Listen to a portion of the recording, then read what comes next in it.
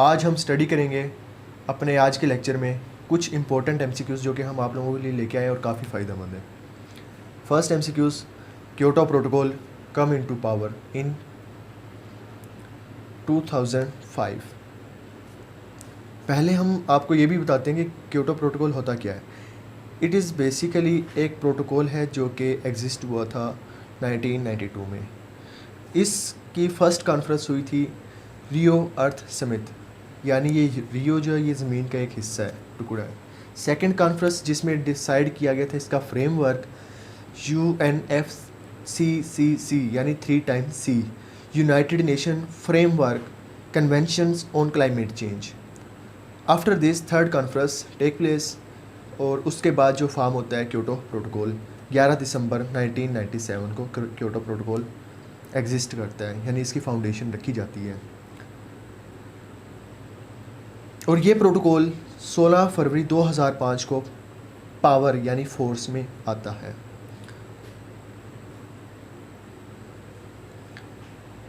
जिस कंट्री ने भी 2008 से 2012 में इस प्रोटोकॉल को रेक्टिफाइंग किया, उन्होंने कमिट किया कि वो 2008 से 2012 तक ग्रीन हाउस से एमिशंस यानी गैसेस का एमिशंस है वो कम कर देंगे।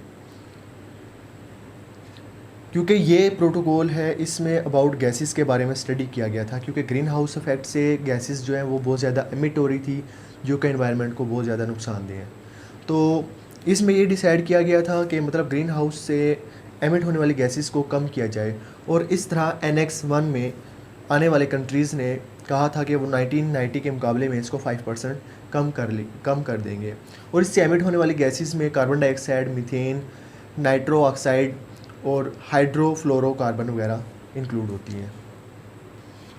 Pakistan installed her first nuclear power stations in Karachi with corporation of Canada.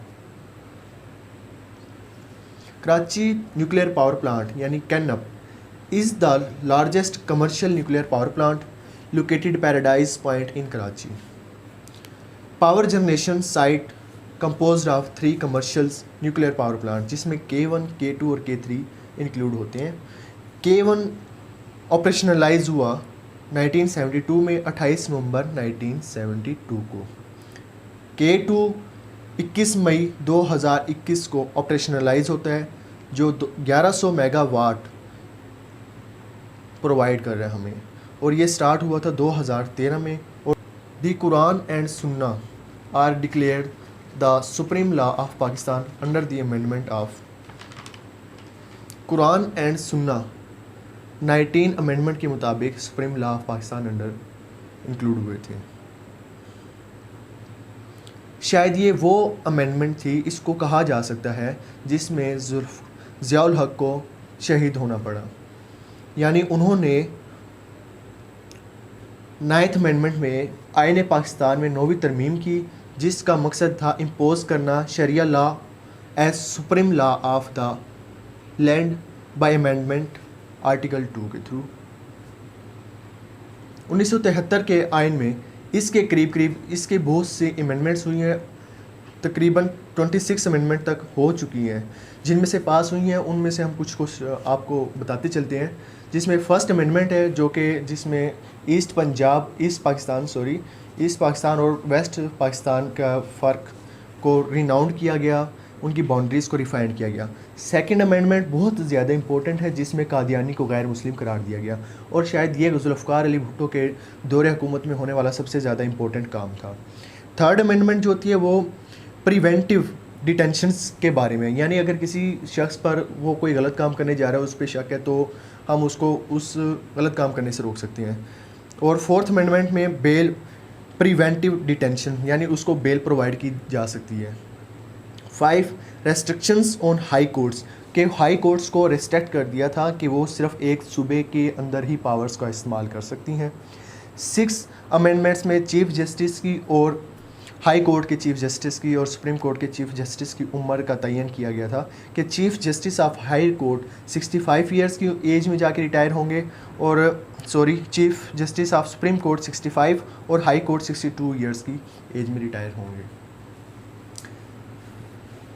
The vote of confidence 7 amendment के ज़रिए प्राइम मिनिस्टर ले सकता है, किसी भी अपनी मर्ज़ी से वो इलेक्शन करवा के आवाम की राय ले सकता है। और 8 अमेंडमेंट जो कि बहुत ज़्यादा इंपॉर्टेंट है, फर्स्ट टाइम हुई थी, जिसमें आर्टिकल 58 के साथ 52B का इजाफा किया गया और पावर्स जो है वो सदर को दी गई थी।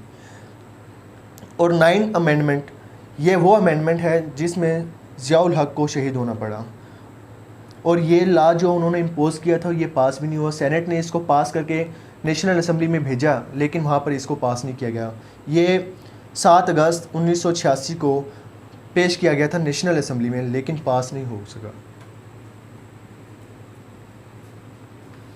कपास ka Phool is written by Ahmad Nadeem Qasmi. Ahmad Nadeem Qasmi writer है कपास का फूल के। वो एक Urdu poet, journalist, writer, scholar थे। उन्होंने 2 प्राइज़ भी लिए हैं, जिसमें से पहला प्राइज़ उनको मिला है 1968 में, प्राइड ऑफ प्रोग्रेसिव। दूसरा सितारे इम्तियाज़ 1980 में। उसने मोर देन 50 बुक्स लिखी थी मुख्तलिफ टॉपिक पे, जिनमें पोइट्री, फिक्शंस, सिटिज़म, जर्नलिज़म और आर्ट वगैरह इंक्लूड होते हैं। वो एडिटर और पब्लिशर भी था फ़नून मैगज़ीन का। Next, Hugo Chavez was the leader of. Hugo Chavez leader था वेनेजुएला का।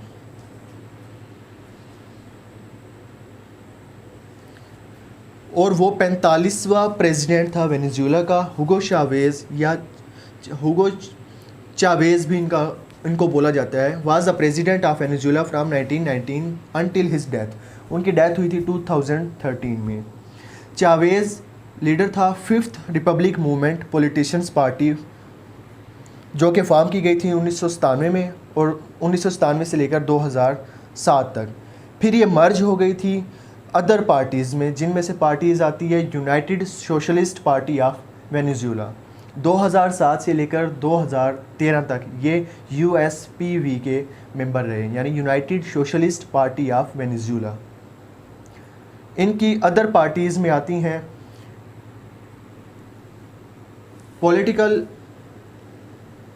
पार्टीज़, ग्रेट पैट्रियटिक पोल 2011 से 13। हुगो Chavez military academy of Venezuela को ज्वाइन करते हैं 1971 में, और उनको छोड़ देते हैं 1977 में, और उनकी कैंसर की वजह से डेथ हो जाती है।